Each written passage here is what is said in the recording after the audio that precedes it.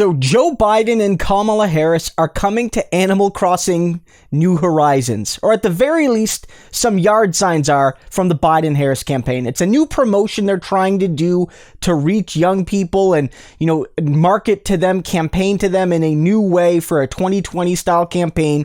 So as you can see on the screen and in the video thumbnail, they're releasing 4 yard signs. I get what they're trying to do, but this is so cringy. It's so inauthentic, and it actually exposes the weaknesses of the Biden-Harris campaign in general, but also as they relate to young people in particular. So first and foremost, Joe Biden and Kamala Harris need to do a better job of getting actual lawn signs out there. Everyone you talk to notes that Trump has a huge advantage in lawn signs. And of course, lawn signs don't vote. Lawn signs aren't votes, but they are a sign of enthusiasm and people being dedicated to your campaign. And I know this is anecdotal, but many of the people I follow on Twitter, that I've discussed this with on Twitter, have said they still see more Bernie signs than Biden signs. And as we know, Bernie Sanders dropped out of the primary months and months and months ago and endorsed Joe Biden. And yet still, he has more vocal support in terms of lawn signs. And this is no replacement.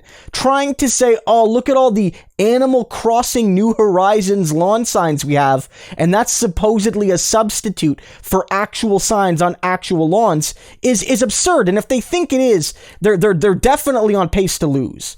But this also matters because it's inauthentic. There's nothing wrong with politicians talking about their hobbies, the things they love, the things that they do outside of their jobs. Nothing wrong with that. Nothing wrong about Biden talking about how he loves cars, for instance. In moderation, at least, there's nothing wrong with Trump talking about golf. Nothing wrong with it. But I don't buy that Biden or Harris are gamers, are actually interested in Animal Crossing. And when you appeal to young people, my age, millennials my age, but also, and I think especially younger people, authenticity matters. They want to have somebody that's relatable to them, but with authenticity. And that's not just based on being the same age. It's that you actually mean what you say. It's why young people loved Bernie Sanders, because he was authentic. He was who he was. He didn't hide it. Pete Buttigieg, the youngest candidate, was totally fake, and young people rejected him. They didn't like him because he was inauthentic. And I don't think a lot of young people like Joe Biden because, one, they disagree with his policies, but also when he does try to reach out to them, it comes off as totally manufactured. This shows that they don't really get young people. As my friend David Dole from the Rational National noted on Twitter earlier today, basically, young people want policy. They want a Green New Deal, Medicare for all. They want wealth taxation. They want free education. They want those things. They don't give one single damn if Animal Crossing allows you to have a Joe Biden 2020 or a Kamala sign. They don't care.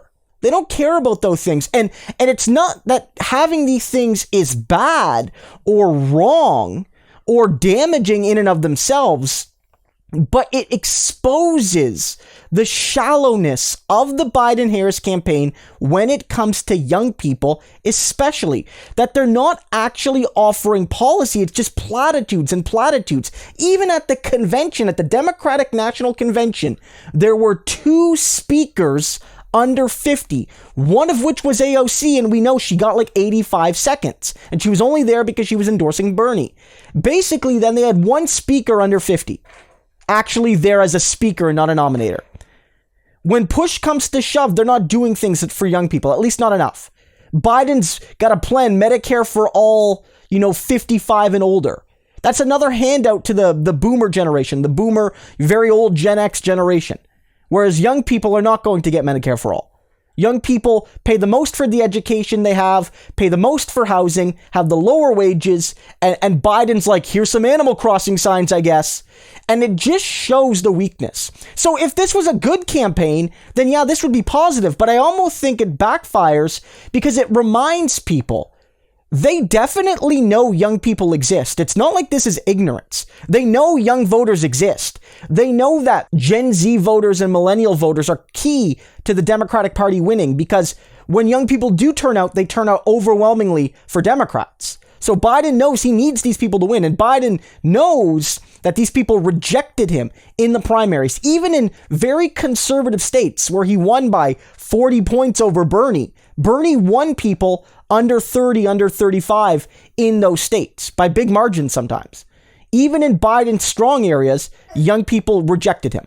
So he knows all of that, and this is what he offers. Not Medicare for all, not free education, not, decriminalizing things that should be decriminalized. Nothing like that. Nothing like that. Nothing. Lawn signs. Again, people have done this right. AOC is a gamer. AOC, had her Animal Crossing island and visited other people's islands. AOC talks about League of Legends. But AOC isn't doing it performatively, at least not fully. She, engages in those hobbies. And she always intertwines it with a political message. And, crucially, it's not the only thing she does for young people. She's fighting for a lot of the other things young people care about, like a Green New Deal, like Medicare for all, like free education, like better wages and working conditions, and centering those things, not just maybe having them tucked away in a platform, but actually front and center stage. It's not coming from the Biden-Harris campaign, at least not yet. AOC would even connect this to how we need to ensure that the army isn't using gaming as a recruitment. She doesn't just use gaming as a outreach tool. She knows about the politics of it. And so my advice to the Biden-Harris campaign is that this reads exactly like 2020's version of Pokemon Go to the Polls, of trying to latch onto a fad to reach out to young people instead of doing the hard work of actually supporting them and what they need.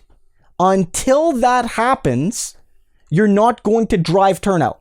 No matter how many lawn signs you get, or no matter if we get a Joe Biden, Kamala Harris Fall Guys skin, it's not going to matter.